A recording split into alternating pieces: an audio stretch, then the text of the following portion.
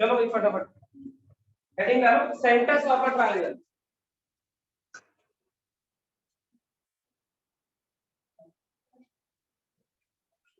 Centres of a triangle.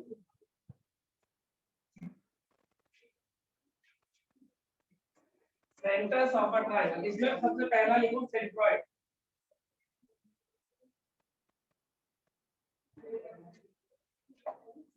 Centroid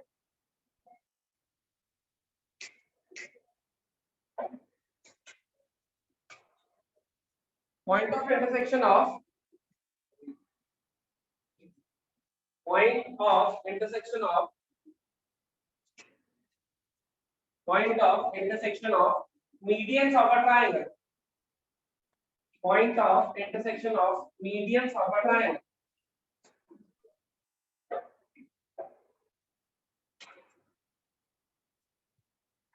median क्या होती थी हमारे पास? वर्टेक्स से आने वाली लाइन जो ऑपोजिट साइड को दो इक्वल हाफ में डिवाइड, या फिर हम ऐसे कहते हैं वर्टेक्स को सामने वाली साइड के मिड पॉइंट से जॉइन कर दो तो वो मीडियन बन जाता है। कितनी मीडियंस होगी? 3 मीडियंस होगी। ये तीनों मीडियंस जिस पॉइंट पे मीट करेंगी वो पॉइंट हमारे पास होगा सेंट्रॉइड।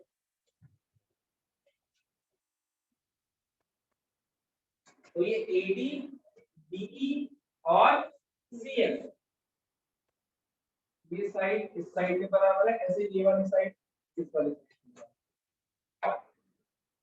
सेंट्रॉइड को रिप्रेजेंट करते हैं कैपिटल G से।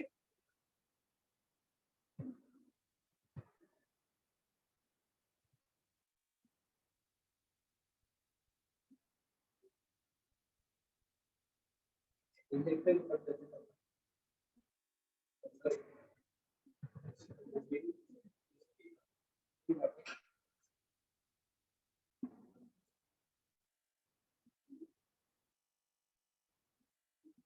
लिख दिया भाई, ठीक है।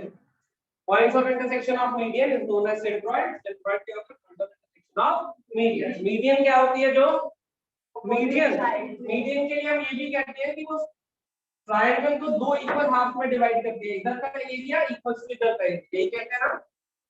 इनमें से जो पॉइंट्स तुम्हें पता है वेल एंड गुड, जो नहीं पता वो साथ साथ लिखते रहो point. Median divides the triangle into two equal half, दोनों साइड का एरिया बराबर।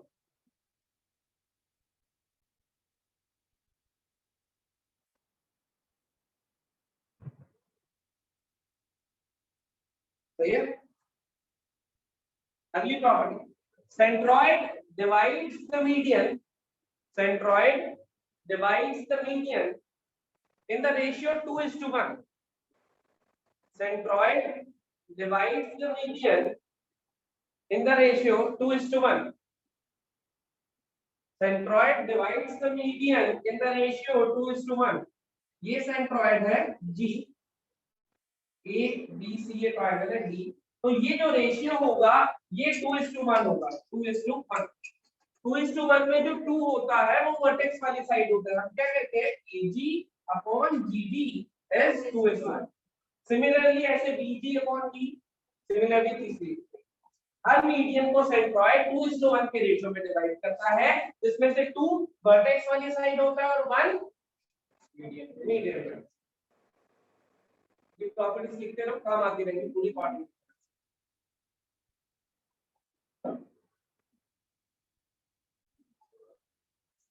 सही है भाई? और क्या जानते हैं सेंट्रॉइड के बारे में? एक ट्रायंगल ले लेता हूं अगर मैं, A B C, इसका मिड पॉइंट है D, इसका E और इसका F। अगर मैं यहाँ पे एक ट्रायंगल बना दूं, यहाँ पे तीनों मिड पॉइंट को ज्वाइन करके, तो जो उनका सेंट्रॉइड होगा वो सेम। जो ओरिजिनल ट्रायंगल है और तीनों साइड्स के मिड पॉइंट को ज्वाइन करके एक नया ट्रायंगल बना दिया, दोनों का हमेशा क्या रहेगा? Centroid same. भले इसके अंदर एक और ट्रायंगल बना दो तब भी सेम रहेगा। एंड साइड्स की मिड पॉइंट को ज्वाइन करके जो ट्रायंगल बनाया है हमने, उस ट्रायंगल का सेंट्रॉइड भी सेम होगा ओरिजिनल का।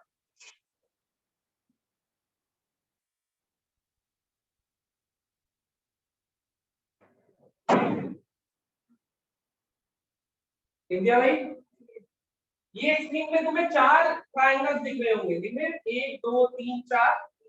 इन चारों का ट्रायंगल का एरिया इक्वल होता है। लिख दो area of triangle AFE equals to area of triangle FBD equals to area of triangle DCE equals to area of triangle DB। जो 4 ट्रायंगल सामने दिख रहे हैं ये देखो, triangle number 1, triangle number 2, triangle number 3 और ट्रायंगल नंबर 4, इन चारों triangles का एरिया हमेशा सेम होता है।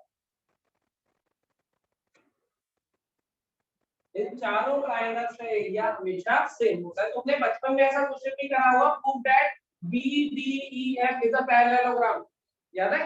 वो मिड पॉइंट फिर अब 10th में करी होगी, वो पैरेलल और हाफ ऑफ इट ऐसे वाला केस।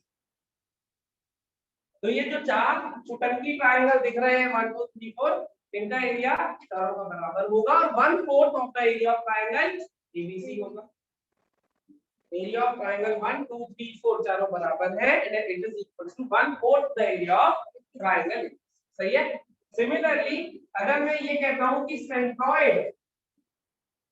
सेंट्रॉइड को तुमने ज्वाइन कर लिया हर वर्टेक्स से, तो तुम्हें दिख रहा है 3 ट्रायंगल बन रहे हैं, 1 2 3 बन रहे हैं 3 ट्रायंगल।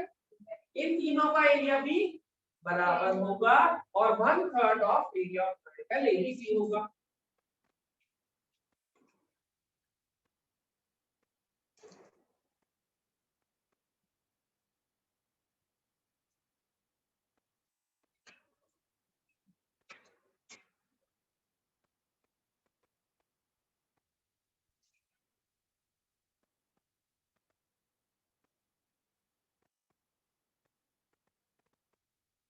भैया भाई सेंट्रॉइड के बारे में और कुछ क्या था?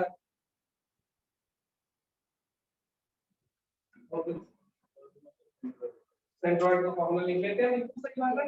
अगर हमारे पास एक ट्रायंगल है ABC, इसके कोऑर्डिनेट्स है x1 y1, इसके कोऑर्डिनेट्स है x2 y2 और इसके कोऑर्डिनेट्स है x3 y3। तो हमारे पास सेंट्रॉइड के जो कोऑर्डिनेट्स होंगे वो होंगे x1 x2 x3 3 y1 y2 y3 3। It is arithmetic mean of all the coordinates. और सेंट्रॉइड ऐसा नहीं है सिर्फ ट्रायंगल के लिए, किसी भी पॉलीगन के लिए वैलिड होता है, इवन 4D 3D फिगर्स के लिए भी वैलिड होता है, जैसे pyramid tetrahedron and so on. उसमें भी हमेशा सेंट्रॉइड के जो कोऑर्डिनेट्स आते हैं कैसे आते हैं? Arithmetic mean. जैसे अगर 4 कोऑर्डिनेट्स वाला कोई वो है क्वाड्रिलेटरल, ठीक है, तो उसमें क्या लिखूंगा? x1 x2 x3 x4 bye 4 ऐसे ही बाय। तो सेंट्रॉइड हमेशा क्या देता है? Arithmetic means of coordinate.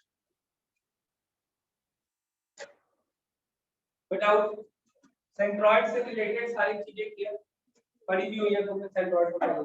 सही है। सेकंड लिखो इसमें, सेंट्रॉइड डन समझो, कोई डाउट नहीं? ठीक है, सेकंड लिखो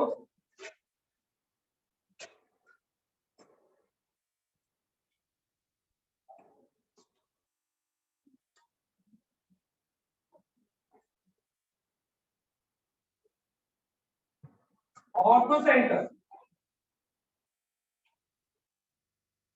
ऑर्थो सेंटर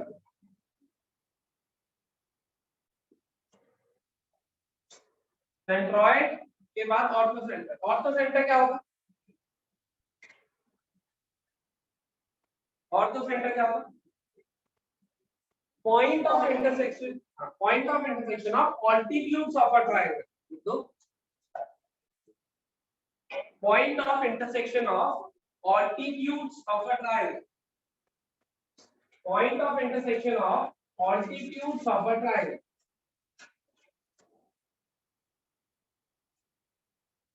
एक छोटा सा काम करना, हर जब भी कोई सेंटर खत्म करोगे, जैसे सेंट्रॉइड खत्म कराना, उसके बाद 2-3 लाइनें और छोड़, कुछ क्वेश्चंस हम करेंगे ना, तब हमें क्वेश्चंस में कोई चीज दिखाई देगी अच्छी जो कि हमें प्रॉपर्टी की तरह याद रखनी चाहिए, वो हम वहां पे लिखना है। सेंट्रॉइड का वो 2-4 लाइनें छोड़ सकते हो तो छोड़ दो, वरना ऊपर वाली जगह तो है ही, है ना। अब अगर है तो उसमें एक प्रॉपर्टी मुझे जब याद आई है लिख दो, centroid always lies inside the triangle. Centroid में लिख लो, एक ही लाइन है बस, centroid always lies inside the triangle. Centroid always lies inside the triangle, हमेशा ट्रायंगल के अंदर लाया करता है। सही है। ऑर्थोसेंटर क्या है? ऑर्थोसेंटर क्या है क्या? डेफिनेशन जो लिख रहे हैं, point of intersection of altitudes of triangle. Altitude क्या होती है? परपेंडिकुलर, एक वर्टेक्स से सामने वाली साइड पे परपेंडिकुलर लाइन के रखते हैं, वो क्या मिड पॉइंट पे जाके मिलेगी? कोई जरूरी नहीं। ये होता है ऑर्थोसेंटर, ओ से रिप्रेजेंट करेंगे। हाइट, जिसको तुम हाइट बोलते हो ना, half into basis of height, height की तो ऑल्टीट्यूड होती है किसी वर्टेक्स से परपेंडिकुलर के साथ। तो ये हमारे पास है altitude of a triangle, orthocentre capital O से रिप्रेजेंट करेंगे। हां, तो क्या जानते हैं हम ऑर्थोसेंटर के बारे में? फॉर्मूला तो मुझे ही नहीं पता, समझ कैसे?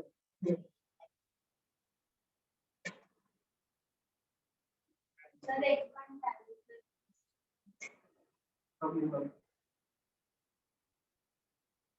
हाँ भाई, और कुछ जानते हैं? ऑल्टीट्यूड, ऑल्टीट्यूड हमें पता है, point of intersection of altitudes को क्या कहते हैं? और क्या जानते हो बोलो? अच्छा, अंदर लाया करेगा या बाहर या कहाँ? दोनों जगह, कभी अंदर कभी बाहर, कभी दूसरी कभी कम, कैसे? पढ़ा लिखा इंसान है।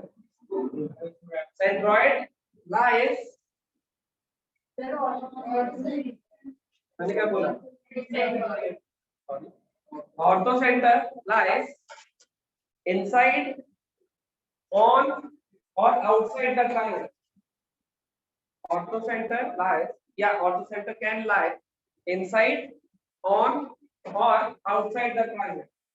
अगर एक्यूट एंगल ट्रायंगल हुआ तो इनसाइड, अगर ऑब्ट्यूज एंगल हुआ तो आउटसाइड, और अगर राइट एंगल हुआ मतलब 90 डिग्री वाला हुआ तो ऑन। ये इनसाइड भी हो सकता है, आउटसाइड भी हो सकता है और ऑन द ट्रायंगल भी हो सकता है। अगर ऑब्ट्यूज एंगल ट्रायंगल हुआ तो आउटसाइड होगा, अगर एक्यूट एंगल ट्रायंगल हुआ तो इनसाइड होगा, अगर राइट एंगल ट्रायंगल हुआ तो ऑन द। देखिए जरा एक बार, एक्यूट तो तुम्हारे सामने बना हुआ इनसाइड लाई कर रहा है, ऑब्ट्यूज बना लेते हैं। ऑब्ट्यूज एंगल ट्रायंगल कुछ ऐसा दिखता था भाई, ऐसे ही होता था, ए बी सी, एक एंगल 90 से बड़ा होता है तो उसे ऑब्ट्यूज एंगल ट्रायंगल। अब अगर मुझे सी से परपेंडिकुलर ड्रॉ करना है एबी पे, तो मुझे एबी को एक्सटेंड करना पड़ता है, ये सुनो, और ये वो परपेंडिकुलर आएगा, क्यों? ऐसे तो परपेंडिकुलर ले जा नहीं सकता ना, तो मुझे इसको एक्सटेंड करना पड़ेगा तब ये परपेंडिकुलर आएगा। तो सी से ये परपेंडिकुलर आ गया, ए से परपेंडिकुलर ये तो सीधे सीधे चला जाएगा, ए से सामने वाली साइड, बी से सामने वाली साइड पे, बी के सामने वाली साइड कौन सी है? बी के सामने वाले एसी, एसी पे जब परपेंडिकुलर गिरा होगा तो कुछ ऐसा होगा, ठीक है? ये वो तीन ऑल्टीट्यूड्स है या नहीं? अब अगर मैं इनको एक्सटेंड करता हूं, ये ऑल्टीट्यूड इधर आएगी, ये ऑल्टीट्यूड इधर आएगी, ये ऑल्टीट्यूड इधर आएगी, यहां कहीं मीट करेगा, एसी को ऑर्थोसेंटर बोल के ऐसे, तो ये ऑर्थोसेंटर ट्रायंगल के अंदर है या बाहर है? सही है। ऑब्ट्यूज एंगल ट्रायंगल में ऑर्थोसेंटर लाइज आउटसाइड, ये लिखा है आपने। मैं राइट एंगल ट्रायंगल बनाता हूं,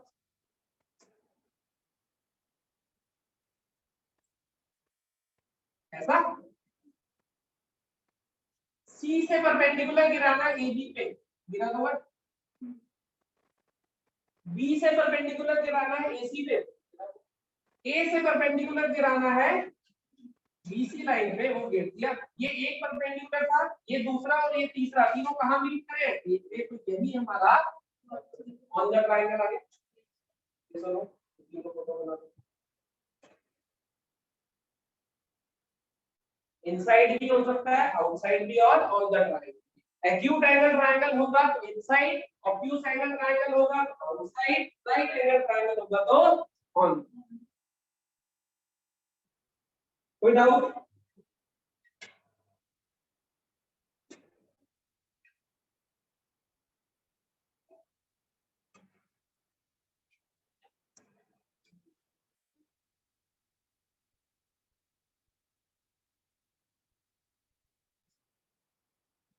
कोई डाउट?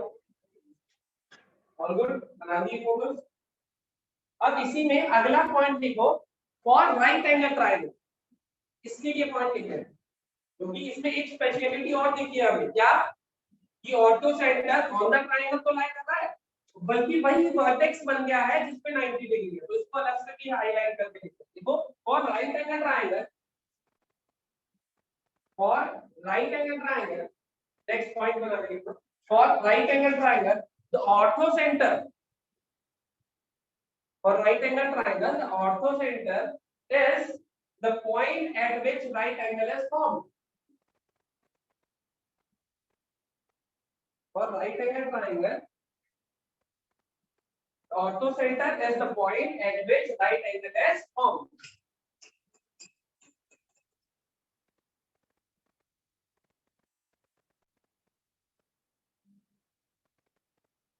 तो दिक्कत समझते हैं और कुछ करते हैं,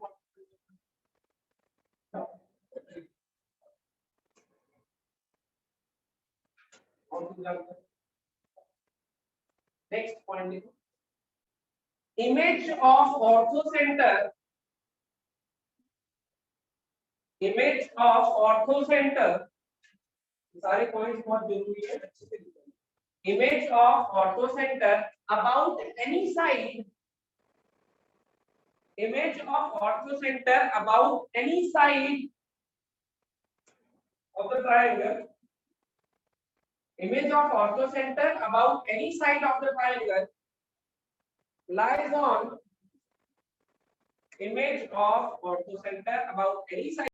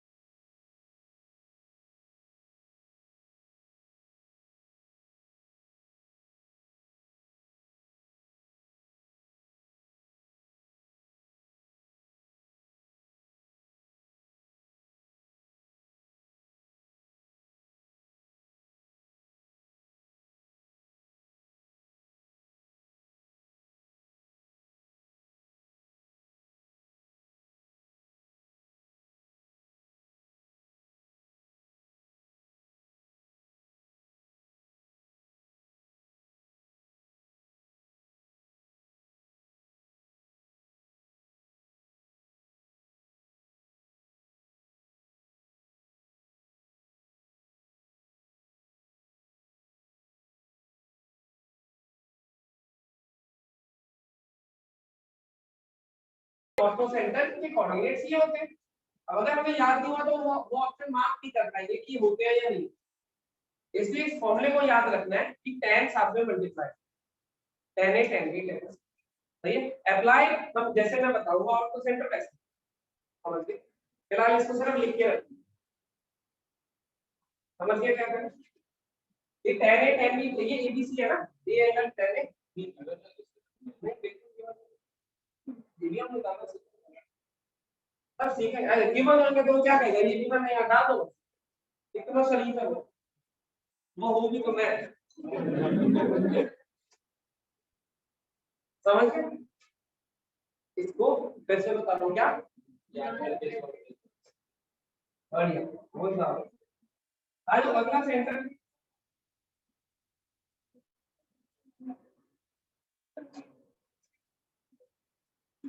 अगला सेंटर कौन सा सरकम सेंटर।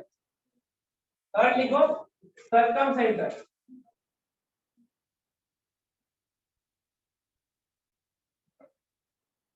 कैपिटल सी से रिप्रेजेंट करेंगे।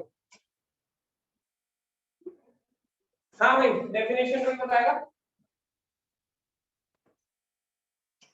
Centre of the line point of intersection of perpendicular bisectors of all sides. Point of intersection of perpendicular bisectors of all sides.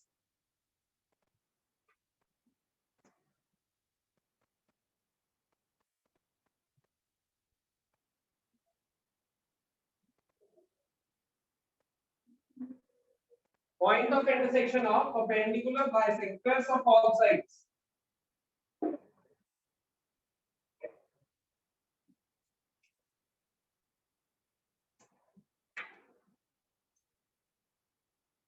अब एक चीज ध्यान से देखना, ऑल्टीट्यूड ऑफ परपेंडिकुलर बाइसेक्टर में क्या फर्क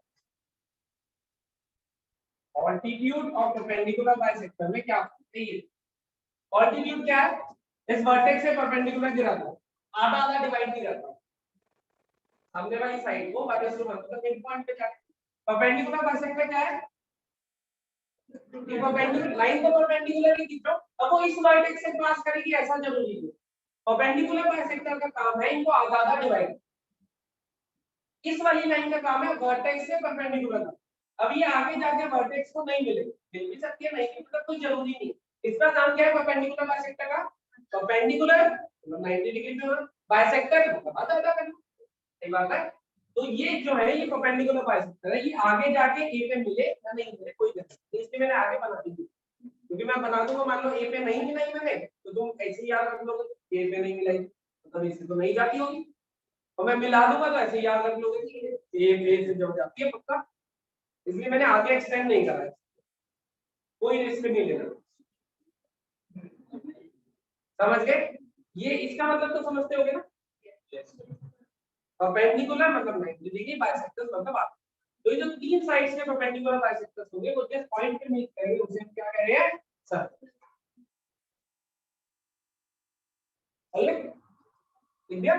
ठीक है बताओ इनसाइड आउटसाइड और ऑन द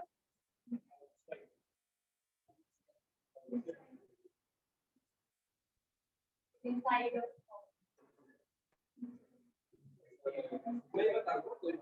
ये बताओ सरकम सेंटर ये जो पॉइंट है ठीक है ये प्रॉपर्टी ये लिख दिया भाई डेफिनेशन लिख दी प्रॉपर्टीज ये फोटो बता दी। अब बनाओ फिर जल्दी जल्दी कर दो, डेफिनेशन लिख दी फोटो बता दी, अब मैं प्रॉपर्टीज बोलूंगा जल्दी से फोटो बना दो।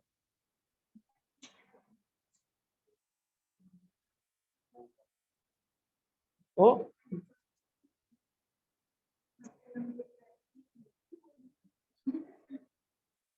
चलो रिकॉर्डिंग करो डन भाई ठीक है। अब सुनो पहली प्रॉपर्टी देखो it circum center is equidistant from all the vertices of a triangle. Circum center is equidistant from all the vertices of a triangle. circumcenter is equidistant from all the vertices of a triangle. Circumcenter is equidistant from all the vertices of a triangle. ये बना चुके हो ना छोटा भाई? अब देखो जरा, वैसे ही बना रहा हूं, ये सर्कमसेंटर था, ठीक है, ये इधर को ज्वाइन करा, इधर को ज्वाइन करा, ये दोनों ट्रायंगल जो बने हैं ये कॉन्ग्रुएंट होंगे या नहीं? बोलो यस होंगे, ये कॉमन, ये दोनों का 90 डिग्री और ये इसके बराबर होंगे। इसका मतलब मैं कह दूंगा ये और ये आपस में बराबर है, इक्विडिस्टेंट हो गया दो वर्टिसेस से, और कोई दो इधर वाले से उठा लो वो भी कॉन्ग्रुएंट, तो हम क्या बोलते हैं? It is equidistant from all the vertices of a triangle, और अगर तीनों वर्टिसेस ऑफ ट्रायंगल से बराबर डिस्टेंस पे है, पहले ये मान गए, प्रूफ की तो कोई खास जरूरत है नहीं, मान गए। अगर ये तीनों से बराबर डिस्टेंस पे, इसका मतलब ये तीनों जो डिस्टेंस मैंने लिखे हैं वो तीनों सेम होंगे, तो मैं यहाँ पे कंपास ऐसे खोल के घुमा दूंगा तो तीनों वर्टेक्स से पास करेगी, इसीलिए हम क्या कहते हैं कि ये हमारे पास centre of the circle circumscribing the triangle होता है। इसी का जो सेंटर हुआ, जब मैंने कंपास ऐसे रख के घुमा दी तीनों वर्टेक्स से पास करेगी, इसका मतलब ये तीनों क्या बनेंगी? बनेंगी या नहीं? तो सर्कल इन तीनों वर्टेक्स से पास करेगा, इसीलिए सर्कमसेंटर को हम और भी नाम से जानते हैं कि ये centre of the circle circumscribing the triangle, ऐसे भी जानते हो ना तुम इसको, लेकिन ये इसकी डेफिनेशन है, उसकी प्रॉपर्टी है। तो नेक्स्ट प्रॉपर्टी में it is centre of the circle circumscribing, it is center of the circle circumscribing the triangle, it is center of the circle circumscribing the triangle, center of the circle circumscribing the triangle, ये मतलब कोई दिक्कत इसमें? क्या क्या लिखा हमने? Perpendicular bisectors का पॉइंट ऑफ इंटरसेक्शन, अगला इक्विडिस्टेंस फ्रॉम ऑल, क्यों है समझ आ गया, और इक्विडिस्टेंस होने की वजह से तीनों रेडियस बनेंगी और वो सर्कल का सेंटर, ये समझ आ, ये फोटो बन गई है, सर्कल बन गई नहीं बने, जल्दी जल्दी, अरे अगर कॉपी में थोड़ा ज्यादा भी लिख लोगे तो कोई नुकसान नहीं होगा, कॉपी में थोड़ा सा ज्यादा भी लिख लोगे, एक ही चीज दो बार भी बन जाएगी, तो भी ऐसा नहीं है कॉपी पूरा मार देगी, ठीक है? अब अगला सुनो, हाँ इनसाइड आउटसाइड ऑन का क्या कहते हैं?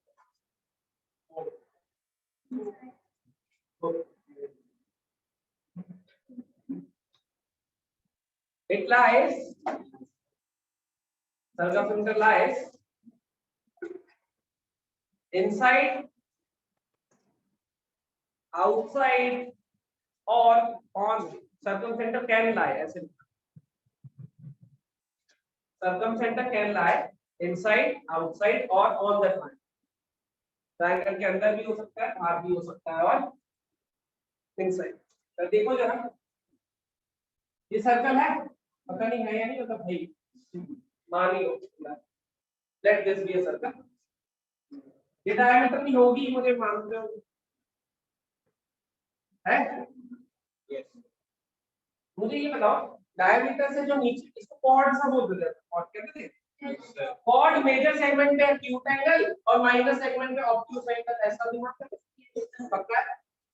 चलो अब सुनो, पहले डायमीटर बता देता हूं, ये कौन सा एंगल ट्रायंगल होगा? ये जो ट्रायंगल है A B C, acute angle obtuse angle right angle क्या सेंटर इसके अंदर है, तो क्या लिखेंगे? एक्यूट एंगल ट्रायंगल के लिए, एक्यूट एंगल ट्रायंगल के लिए इनसाइड कह दूं या नहीं? सही है, इसको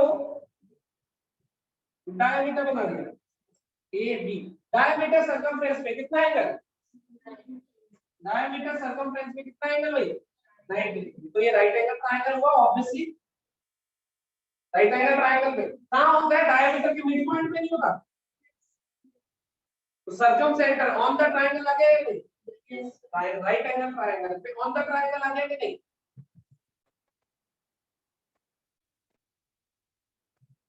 ऑब्ट्यूज, ऑब्ट्यूज कब होगा? जब यहाँ पे एंगल सबटेंड हो रहा होगा, है ना? तो माइनस सेगमेंट में सबटेंड होगा वो, यही तो एंगल ऑब्ट्यूज होगा, यस और नो।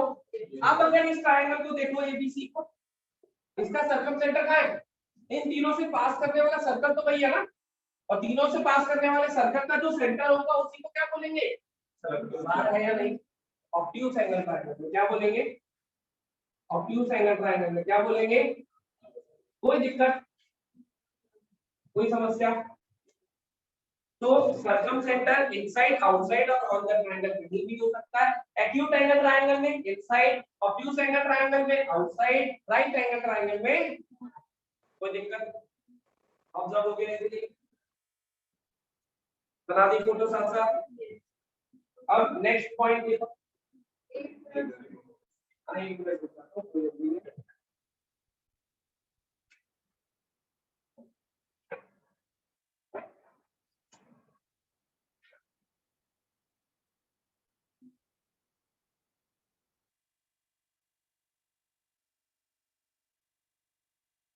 डन में एनी समस्या, दिक्कत, टेंशन, ऑल गुड, सही है।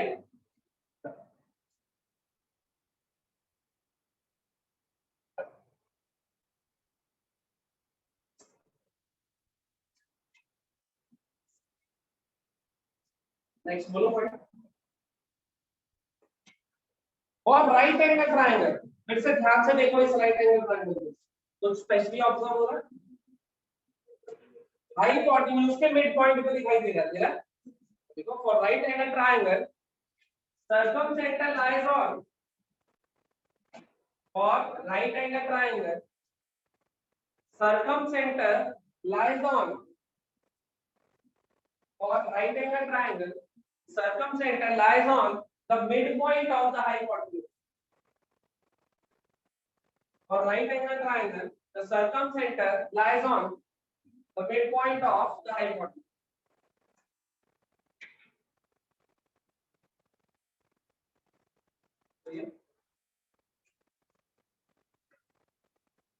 विदाउट हर सेंटर के बाद दो तीन लाइनें छोड़ो,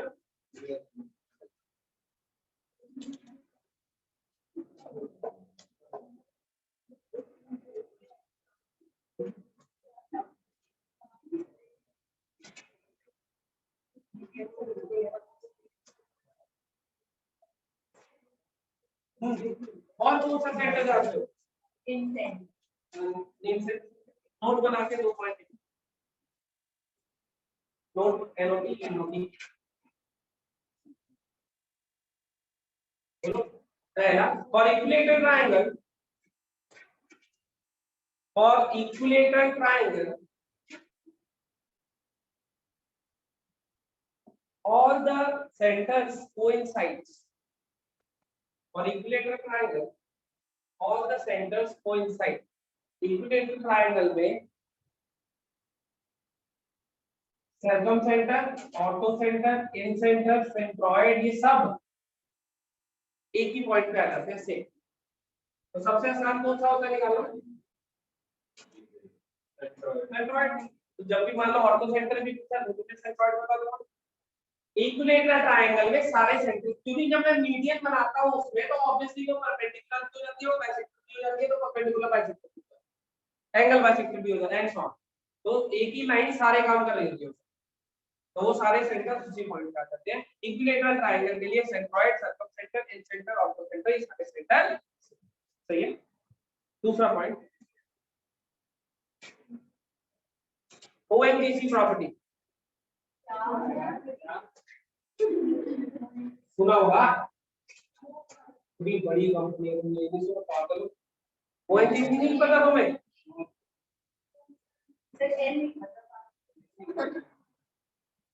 अब लोग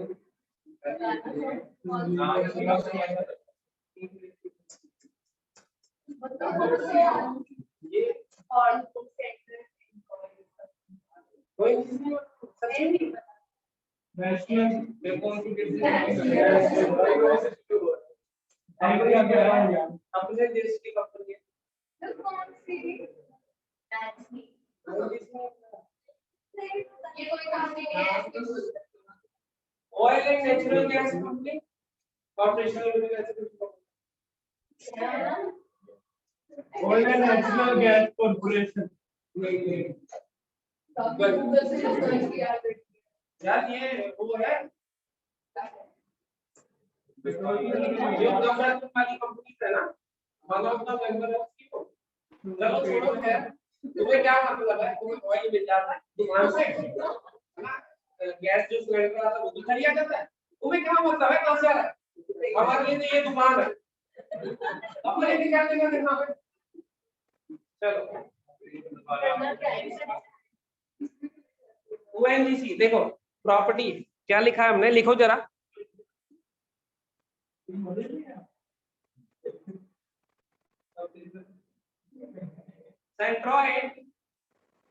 Centroid divides the line joining. Centroid divides the line joining orthocenter and circumcenter. Centroid divides the line joining orthocenter and circumcenter. Centroid divides the line joining orthocenter and circumcenter in the ratio 2:1. In the ratio 2:1.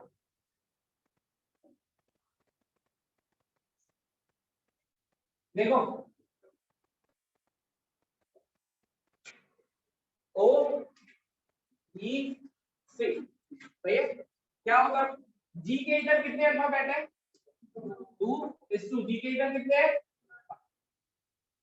ये property याद रखने का तरीका है, वरना याद नहीं रहता कि इन तीनों में से कौन किन दोनों को 2:1 में, क्योंकि 2:1 हमारे 2 का रेशियो रिवर्स क्यों जाता है ना। हमें ये तो याद रहेगा कि सेंट्रॉइड डिवाइड करता है, लेकिन सर्कमसेंटर इधर आता है या ऑर्थोसेंटर इधर आता है या उधर ऊपर आता है, उसको याद करने के लिए ये प्रॉपर्टी है ओएनजीसी प्रॉपर्टी से मैं इसे रेफर कर रहा हूं। तो जब मैं बोलूंगा ओएनजीसी लगा लो, इसका मतलब सेंट्रॉइड डिवाइड कर रहे हैं, ये समझ आ गया? क्यों ओएनजीसी दो इस तरफ को है अल्फाबेट, तो 2 इसके ऊपर, तो उसी ऑर्डर में लिखते हैं। इसमें एन होता है 9 पॉइंट सेंटर, सिलेबस में नहीं है।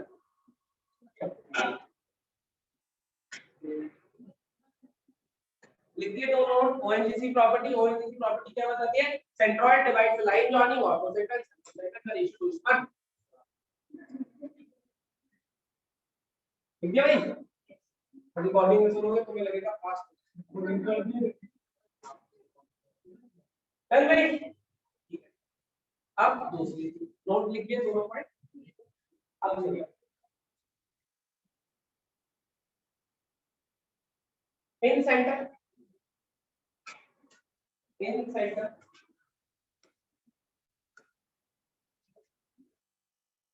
for in center.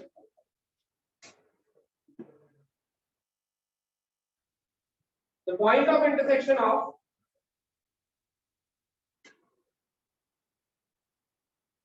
the point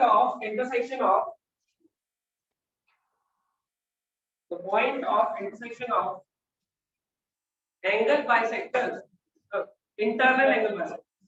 The point of intersection of internal angle bisectors of a triangle. The point of intersection of internal angle bisectors of a triangle.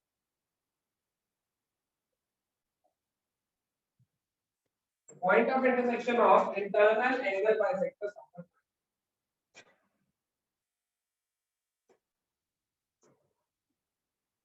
Then I say capital I से represent करते हैं.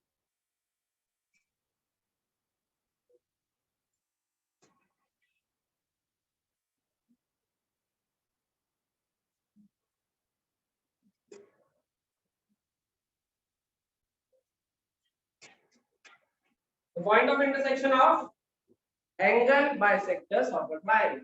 Angle bisector पता है तुम्हें? Angle bisector पता है? Yes sir. ये मत बोलना line which divides the angle into two equal halves. इसके अलावा भी कुछ पता है? Yes. हाँ बोलो, इसके अलावा अगर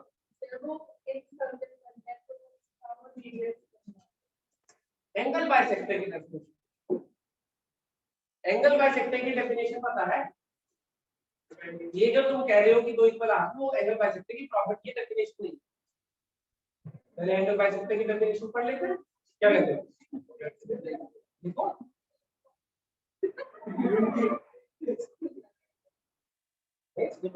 स्कूल वालों ने यही तो कहा है, line which divides angle into equal half. सही है, सही है, पर सच नहीं है, वो डेफिनेशन नहीं है, वो प्रॉपर्टी है, डेफिनेशन नहीं।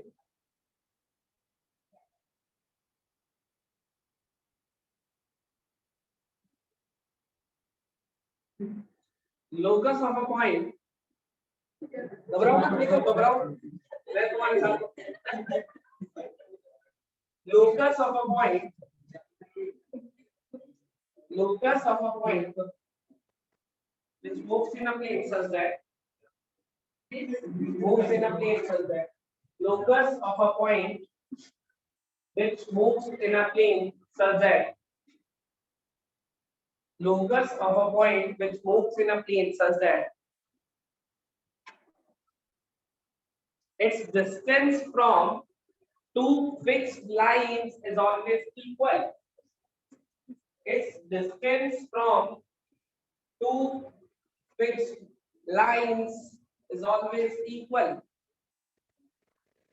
such that its distance from two fixed lines is always equal. Locus of a point which moves in a plane such that its distance from two fixed lines is always equal.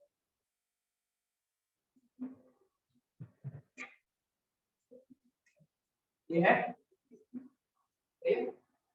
एक point है जिसका इस line से जो distance है, और इस line, जब भी हम डिस्टेंस की बात करते हैं तो किसकी बात करेंगे? परपेंडिकुलर पॉइंट की लाइन से डिस्टेंस की बात करते हैं तो ये जो डिस्टेंस है ये और ये हमेशा बराबर होने चाहिए इस की पॉइंट के लोकस को। लोकस कैसा आएगा? एक ऐसी लाइन, ये एंगल बाइसेक्टर, तो ये एंगल बाइसेक्टर की डेफिनेशन है। और एंगल बाइसेक्टर एक टॉपिक भी आएगा हमारे पास, जैसे एक टॉपिक सेंट्रॉइड आया, एक topic incentre, excentre, जी सारे आएंगे, वैसे ही एक टॉपिक आएगा कौन सा? एंगल, जो पूरे एक लेक्चर में हम लोग पढ़ेंगे। इसको तुम हमेशा से यही सोचते आए हो कि दो इक्वल हाफ में सिंपल सिंपल, अब देखेंगे कि सिंपल है या नहीं। अच्छा, पहले लोकस के बारे में थोड़ा सा बता देता हूँ। वैसे लोकस भी एक टॉपिक आएगा जिसमें हम एक क्लास अलग से लगाएंगे, तो घबराने की कोई बात नहीं। लोकस का मतलब होता है कि मैंने एक कंस्ट्रेंट दे दिया, उस कंस्ट्रेंट को फॉलो करते हुए एक पॉइंट को मूव कर, मैंने एक कंस्ट्रेंट, एक कंडीशन लगा दी, उस पॉइंट को कह दिया भाई तुझे इस इंस्ट्रक्शन को फॉलो जरूर। जैसे मान लो इधर आओ, इधर आओ, ये कुर्सी है, इधर बस दो सही तरह। अब मैंने इसको एक कंडीशन दे दी कि तुझे इस वाले बेंच और इस वाली दीवार दोनों से बराबर डिस्टेंस पे चलना, तो ये सिर्फ ऐसे चल पाएगा। सही करो, तो इसने जो पाथ ट्रेस दोनों से बराबर, दोनों से बराबर डिस्टेंस पे जा रहा है, तो ये इस पाथ पे मूव कर रहा है। सही कह रहा हूं मैं? तो ये जो पाथ इसने बनाया वो क्या है? लोकस। जब भी एक गिवन कंडीशन को फॉलो करते हुए कोई भी पाथ एक पॉइंट बनाएगा तो वो क्या है? लोकस। सही है। मान लो मैंने कहा इस पॉइंट से 5 डिस्टेंस दूर तुम्हें रहना है हमेशा, तो तुम इस बोर्ड पे कहां चल सकते हो? एक सर्कल बना सकते हो, रेडियस 5 का, हमेशा 5 डिस्टेंस दूर, तो सर्कल की क्या है? लोकस।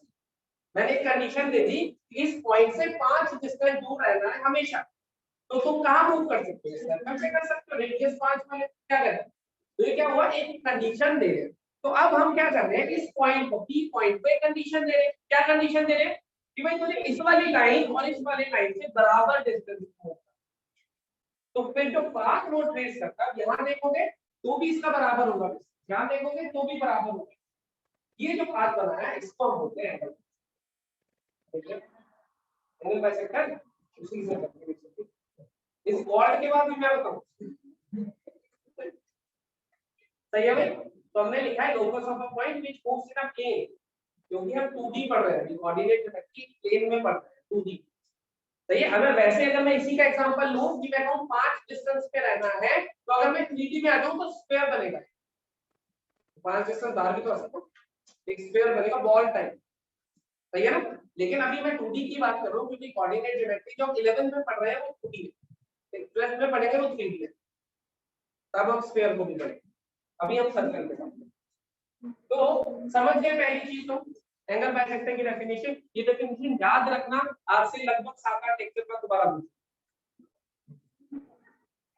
यार, ठीक है। क्या है, इस पॉइंट का लोकस है, इससे और इससे डिस्टेंस हमेशा बराबर है। दूसरी चीज और कुछ एंगल बाइसेक्टर के बारे में, हां इक्वल हाफ ये देखो, इस ट्रायंगल को पकड़ो और इस ट्रायंगल को पकड़ो, ये कॉमन, ये कॉमन, ये इसके बराबर और ये 90 डिग्री, क्या हो गया, कॉन्ग्रुएंट हो गए। तो फिर सीधी सीधी से हम बोल देते हैं कि दोनों पैरेलल, ये इसके बाद हम सीधी सीधी से बोल, सीधी सीधी तो याद ही होगा, आधा चैप्टर तो सीधी सीधी में संभाला है, कोई मुसीबत आ जाए सीधी सीधी तो कुछ नहीं आता, सीधी सीधी मतलब ब्रैकेट में लिखना होता है कि हमें नहीं पता, उसकी जगह लिख देते हैं सीधी सीधी, संभालो कुछ नहीं मिल रहा सीधी सीधी। तो ये तो फेवरेट रही है, एक सीधी सीधी एक हैंडस्क्रू, ये 10वीं ऐसी पास हुए हो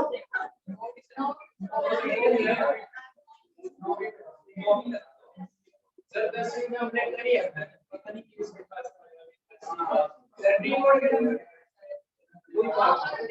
कोई बात आप इसे बताइए, डजंट मैटर है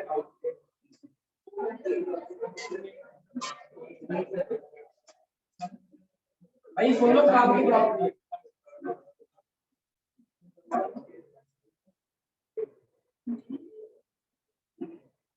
हाँ एडी क्या है, एंगल बाइसेक्टर है हमारे पास, ट्रायंगल एबीसी एंगल बाइसेक्टर जिसके भी बात कर रहे हैं। एंगल बाइसेक्टर की डेफिनेशन हमें समझ आ जाए, अब इसकी एक प्रॉपर्टी तो सुनो क्या है, AB by AC equals to BD by DC, ये तो बड़ी होगी, yes sir, this by this is equal to this by सामने वाली साइड को उसी रेशियो में डिवाइड करता है जिन साइड से वो बना, this by this equals to this by this, समझ गए या नहीं पढ़िए पहले आदि से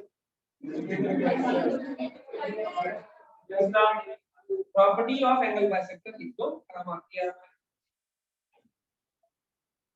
तो सर्कमसेंटर का फॉर्मूला नहीं पाया तुम्हें, सॉल्व करा दिया अरे नहीं, वो तो इमरजेंसी पर्पस के इमरजेंसी है, क्योंकि मुझे फॉर्मूला लिखवाने के बाद मेरा चैप्टर नहीं खोल गया तो वापस से क्या कुछ दुनिया में कुछ लोग ऐसे भी तो है जो है पर काम के नहीं है, बहुत सारे क्या कहते हो,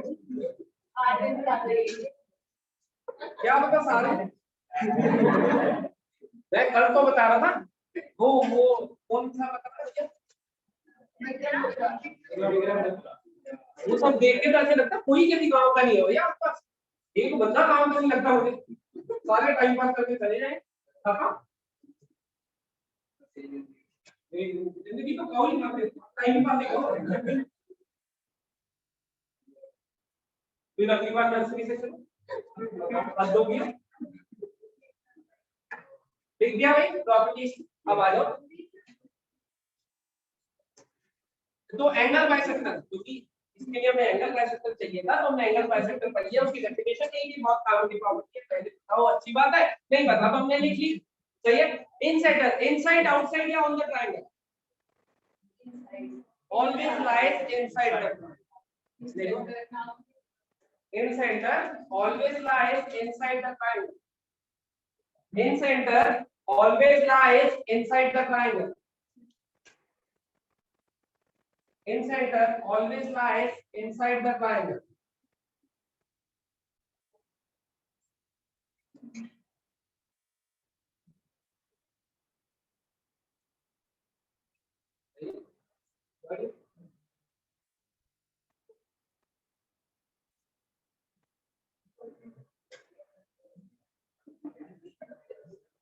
देखो जरा,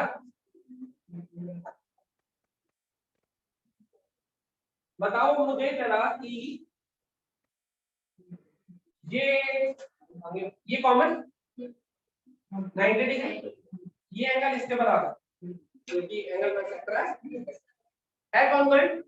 तो मैं ये कह दूं कि ये वाली आईडी आईई के बराबर होगा।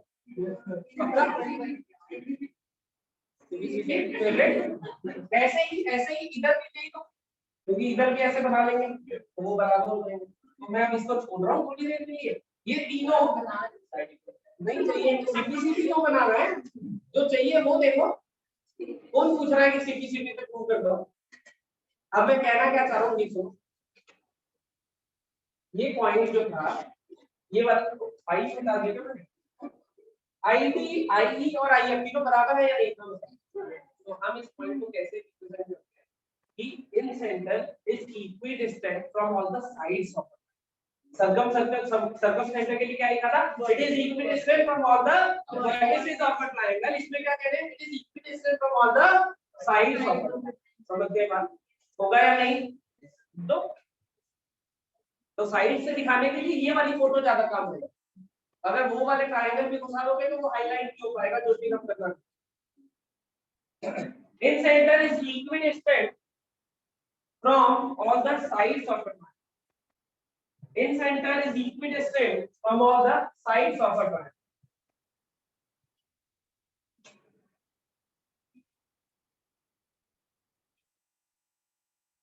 और अगर तीनों साइड से इक्विडिस्टेंट है तो बस बोल के घुमा दो, तो तीनों साइड्स को टच करते हुए वो सर्कल जाएगा। यहाँ पे टच नहीं करा पाया तो करा, तीनों साइड्स को टच करते हुए जाएगा कि नहीं। और जैसे हमने सर्कम सेंटर के लिए क्या बोला था, centre of the circle circumscribing, इसमें क्या बोलेंगे, centre of the circle inscribed in the circle. Circumscribing बाहर वाला होता है, इंस्क्राइब्ड सर्कल कौन सा होता है, अंदर वाला। तो it is centre of the circle inscribed inside the. Photo सही सही बनाते रहना, लिखते रहना, कोऑर्डिनेट ज्योमेट्री में फोटो जरूर बनाते रहना। चीजें फोटो से ज्यादा याद रहेंगी डेफिनेशन से कम। फोटोग्राफिक मेमोरी होती है, ऐसा तो सुना ही होगा, तो उसको यूज करना।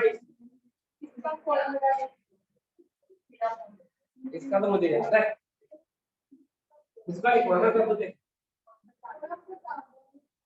x1 sin को ये सोचे आपने सच में याद नहीं, अभी लिखवा दूंगा। डन भाई,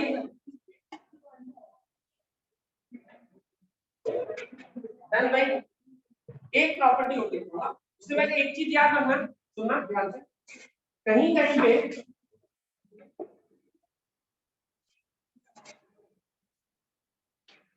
ये रिप्रेजेंटेशन हम यूज करते हैं, बहुत फेमस रिप्रेजेंटेशन है, मतलब ये मानते हैं कि यूनिवर्सल रिप्रेजेंटेशन।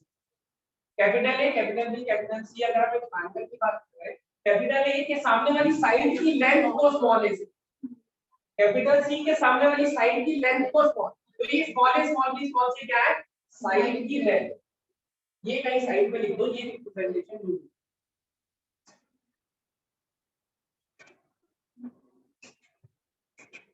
अगर लिखा हो एबीसी या साइड्स ऑफ ट्रायंगल, इसका मतलब क्या है, ए के सामने वाली साइड ए, बी के सामने वाली बी और सी के सामने वाली। एक चैप्टर पढ़ेंगे हम एसओटी, सॉल्यूशन ऑफ ट्रायंगल ऐसे, या प्रॉपर्टीज ऑफ ट्रायंगल ऐसे, उसमें हर जगह ये वाली कन्वेंशन। इन सेंटर का फॉर्मूला लिख लेते हैं, बोल भाई, ax1 bx1 cx3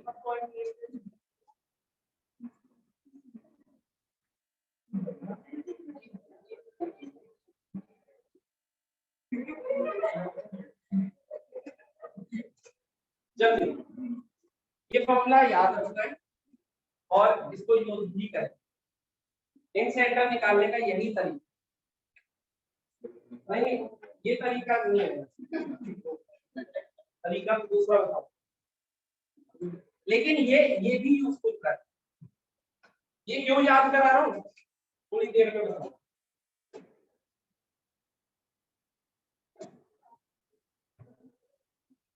ये फॉर्मूला याद रखना। एक पाइप के लिए ऐसा हो सकता है कि ऑटो सेंटर भूल जाओ, कोई दिक्कत नहीं, सर्कम सेंटर भूल जाओ, कोई दिक्कत, ये याद रखना, यूज नहीं करेंगे, निकालते में बोल रहा निकालेंगे अपने तरीके। वही बताया तो याद क्यों कर रहे हैं, अभी तो बताया, और फिर वो दे ही है देगा, ये ऑटो सेंटर इससे निकाला है, असर्शन रीजन वाले क्वेश्चन होते हैं, ऊपर ऑटो सेंटर निकाल दिया, नीचे कह रहे हैं इससे निकाला, तो तुम्हें ये तो पता होगा इसी का फॉर्मूला है, इसका मतलब करेक्ट एक्सप्लेनेशन है, इसलिए याद रखना जरूरी। बहुत सारे फॉर्मूले, बहुत सारी प्रॉब्लम,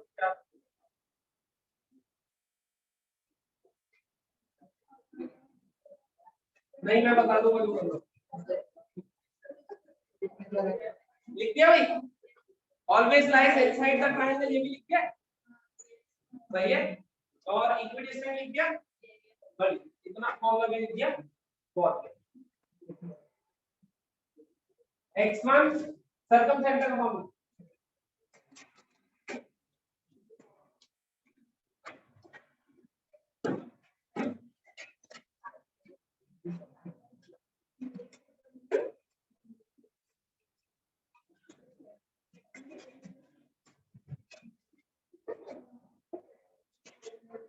सर्कम सेंटर का formula,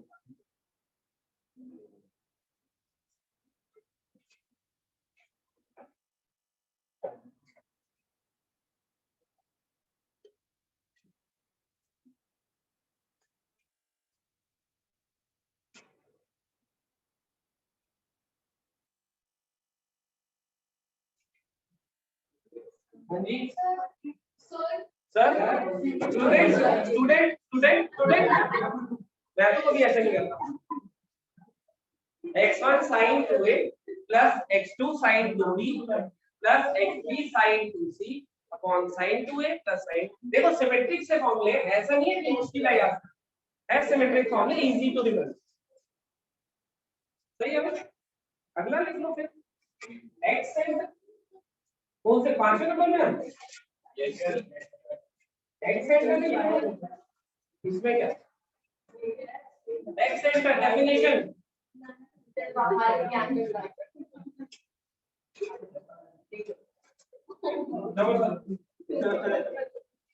point of intersection of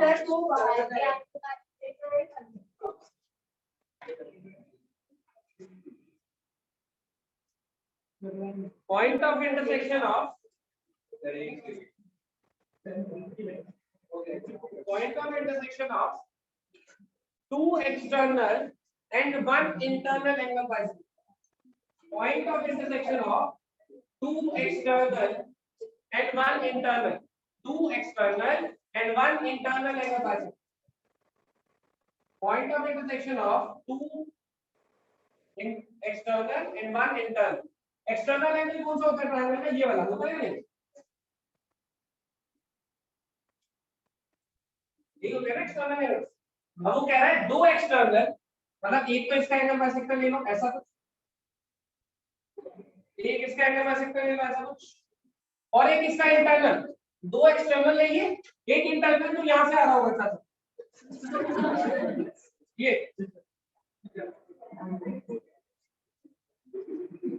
ऐसा नहीं था, ये है I1, ये दो एक्सटर्नल लिए और ये वाला इंटरनल एंगल बाइसेक्टर लिया, जहां पे मीट करे वो क्या बना हमारे पास x है, ऐसा ही तीनों तरफ नहीं हो रहा होगा, एक बार ये दोनों के एक्सटर्नल इसका इंटरनल, देखो फिर नोटेड से बनाते हो, ज्यादा महंगा काम हो जाएगा, मार्कर ज्यादा लगे, खर्चे बढ़ गए, ये भाई भैया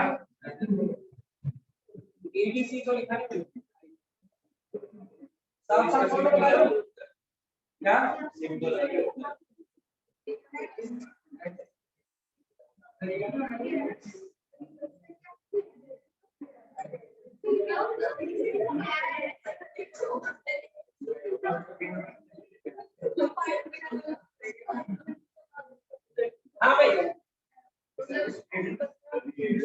डॉटेड कर देते हो, अच्छा रहेगा।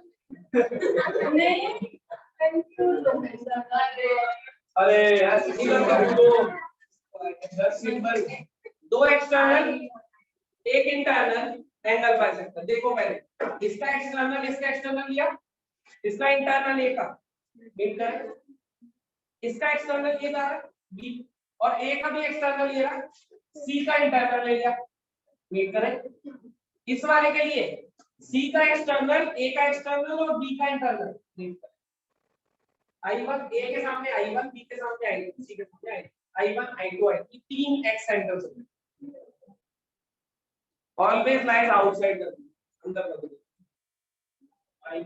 ये अंदर आई हो तो देखो इंटरनल तो मीट करेंगे करेगा ना, तो है ही है। फोटो देख के बनाने की कोशिश मत करो, फोटो को लॉजिक से बनाओ, दो एक्सटर्नल मीट कराओ और एक इंटरनल, अब क्या फोटो बन जाएगी। बढ़िया, आप 2 मिनट रुक जाओ, मुझे कोई दिक्कत नहीं। रेड लेकर जल्दी तीसरे कमरे में रेड पेन होगा, चला के देख लियो, दो है एक में मैंने निकाल दिया, अब मार्कर मतलब जल्दी।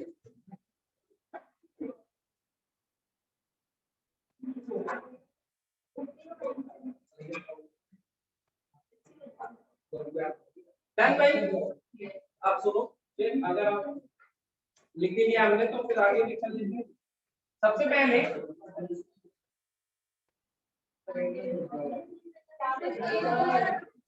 अरे वो जगह वही साइड से, वही साइड, अरे थोड़ा आगे टहलने चली गई, ये ऐसे मन करो तो थोड़ा सा आगे चलो बस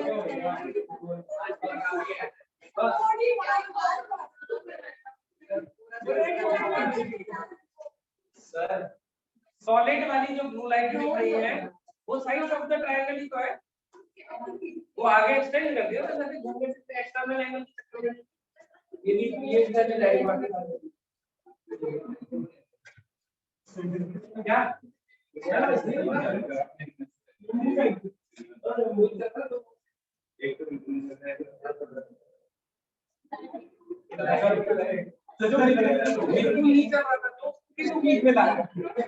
कि मेरे फिंगरप्रिंट से चलेगा। यस सुनो भाई ध्यान से देखो, अब फोटो उसके बाद वाले देखता हूँ।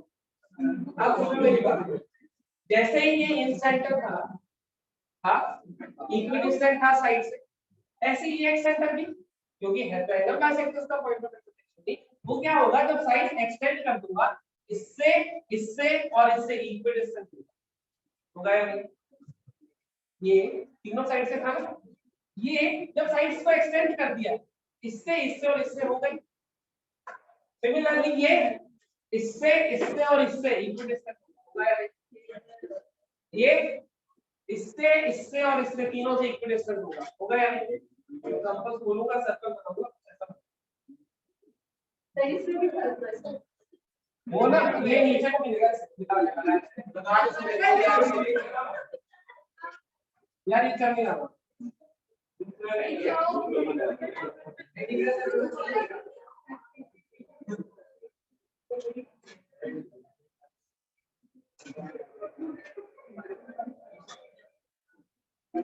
ब्लैक पेन से बना दो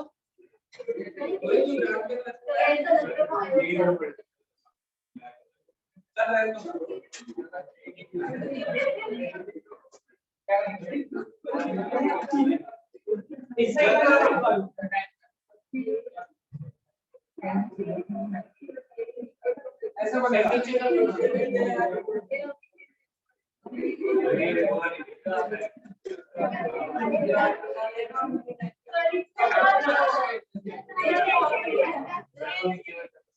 अब मेरी बात सुनो,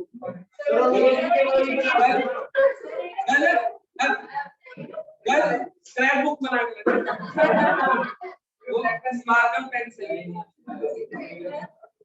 पॉइंट सुनो किसके लिए इतनी मेहनत करी, इन सेंटर इक्विडिस्टेंट था तीनों साइड से, excentres are also equidistant from all the side, जब मैं वो बना रहा हूँ सर्कल तीनों साइड्स को टच कर रहा है तो एक्सटेंड करने पे कर रहा है, लेकिन ये है तो साइड ऑफ द ट्रायंगल की जो एक्सटेंड हुई है। तो अगर कोई हमसे पूछता है कि कितने ऐसे पॉइंट है जो कि इक्विडिस्टेंट है from all the sides of the triangle, तो हम कहेंगे 4, एक इन सेंटर और 3 एक्सटेंड। ये चारों पॉइंट ऐसे हैं जो कि इक्विडिस्टेंट है from all the sides of the. कितने पॉइंट ऐसे हैं जो कि तीनों वर्टिसेस से इक्विडिस्टेंट है? एक। कौन सा? सर्कल। समझ गए? इसमें लिख दो एक्सटेंड। ये फोटो बाद में बना लेना, पहले लिख दो। बना ली तो बची है एक फोटो, बाद में कर जाके बना लेना। सुनो प्रॉपर्टी लिखो, all the x-centers are also equidistant. All the x-centers are also equidistant. All the x-centers are also equidistant. All the x-centers are also equidistant. All the x-centers are also equidistant from all the sides of the from all the sides.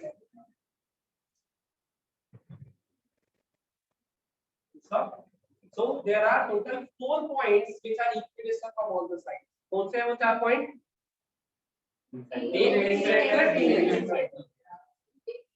There are total 4 points which are equidistant from all the sides. जिनमें से एक इन centre है और बाकी सब x।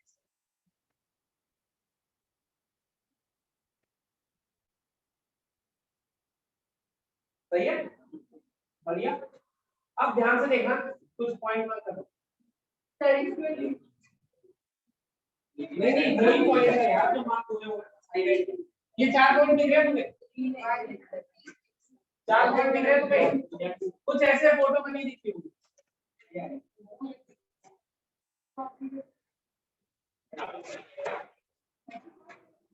ये हो गया।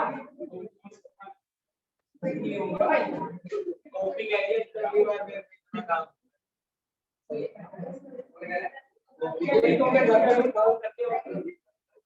ये ऐसी फोटो यहाँ दिख रही है भाई, I2, I3, I1 और I दिख रहे हैं। अब अगली प्रॉपर्टी से मैं क्या है, ये 4 पॉइंट है, 4 पॉइंट दिख रहे हैं। इन चारों में से इन्हीं भी 3 पॉइंट को उठा के एक ट्रायंगल बनेगा। बनेगा इन चारों में से किन्हीं भी 3 पॉइंट को उठा के एक ट्रायंगल बनेगा। बनेगा या नहीं? मैं कह रहा हूँ किन्हीं भी 3 पॉइंट को उठा के एक ट्रायंगल बना देना। जो 4th वाला पॉइंट है वो उस ट्रायंगल का ऑर्थो सेंटर। दोबारा बोलो।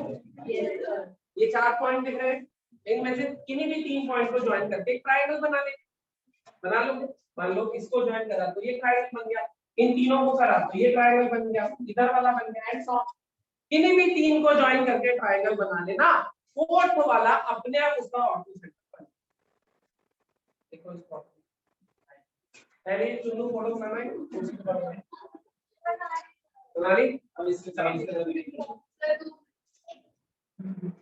घूमे लेट हो गए।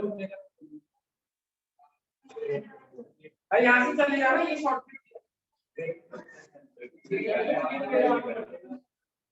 तुम्हें शुरू के 10 मिनट